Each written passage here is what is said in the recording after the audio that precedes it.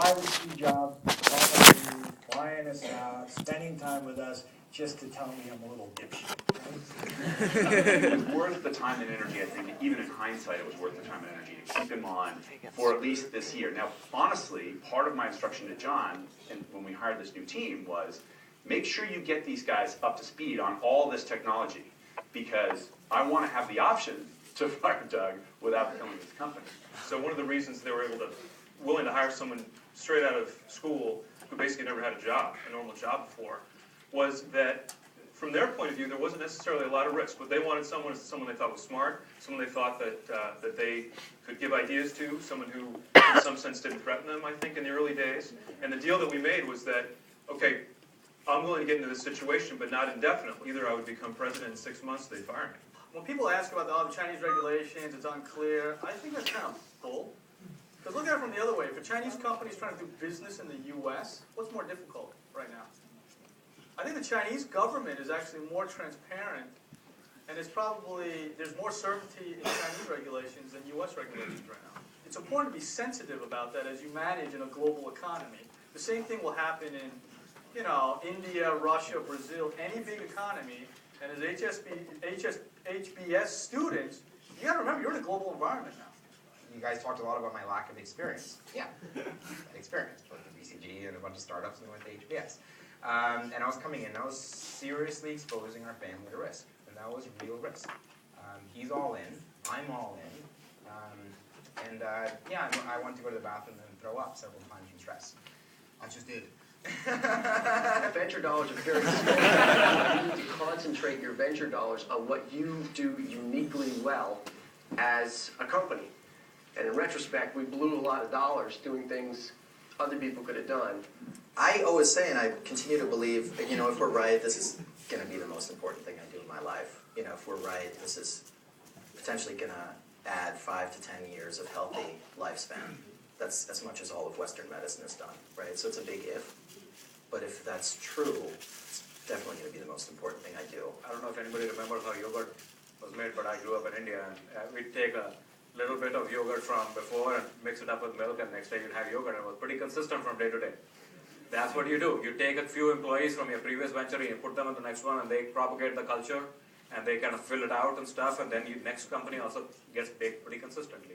That's the secret sauce. Yeah, I think it's all a matter of, you should really do whatever you tell people you're going to do, because you're laying the groundwork for a long-term relationship here. And I think if you tell someone you're not going to shop a deal, you shouldn't shop it.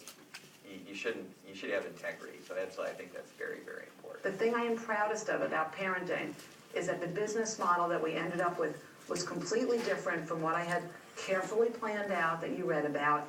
And the management team, with one exception, the one I threw overboard, but the rest of the management team, we changed the engine of the airplane mid-air. We did it. We fixed it with our 5th issue. And that, to me, is a huge, huge accomplishment. In the 5th year, we took a big check to John Jones. He took us out to the Ritz, picked us up in a limousine, because we were about to pay him $500,000 to pay his final note off. And I asked him, so, this 99%, 1% stock payback, how did you feel about that? I mean, if I had come to you and said, it's not working, would you have taken the business back? He said, never in a million years would I have taken this business back. Liquidation purposes, if this thing goes under, there's nothing. I mean, what are we talking about?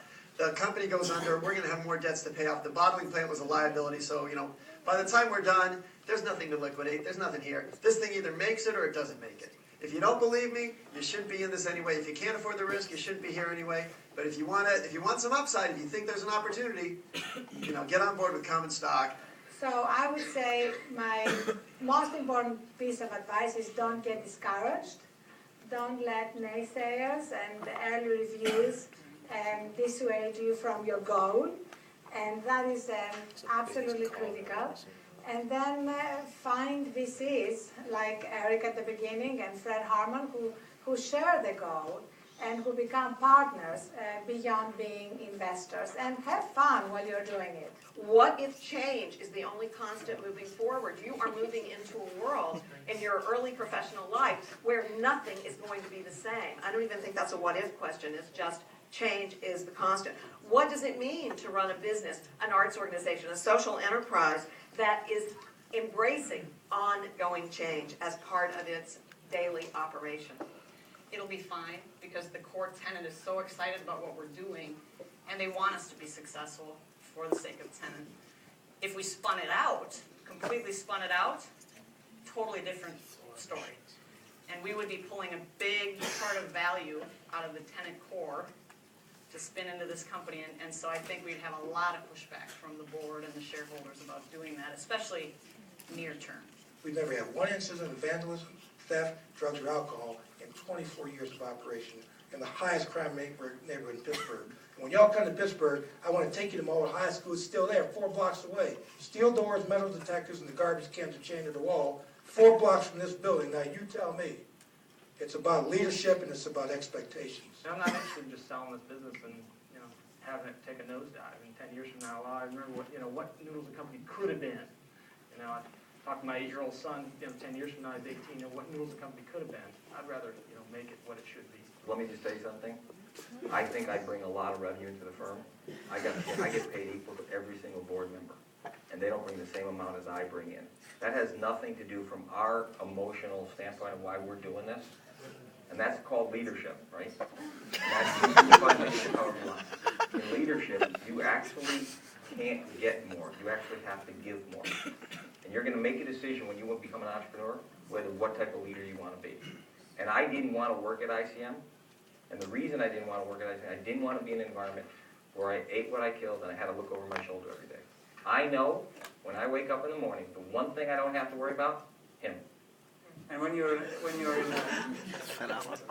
a startup company, your upside potential is huge if you're successful, right? And the problem in big pharma is there is very little downside, and to pay for that, you don't have a lot of upside, and you end up with people feeling very comfortable and falling asleep most of the time. In terms of an exit strategy, so we wanted to know that we had the option to go. We didn't want to be forced to stay anywhere. We didn't want our life to be tied to this. You're going to finally get down to the final deal on all these things. You can keep your idea, keep it in the closet, tell your grandchildren about this great idea you had that never came to market, or take a chance. And somewhere along the line, you have to take a chance.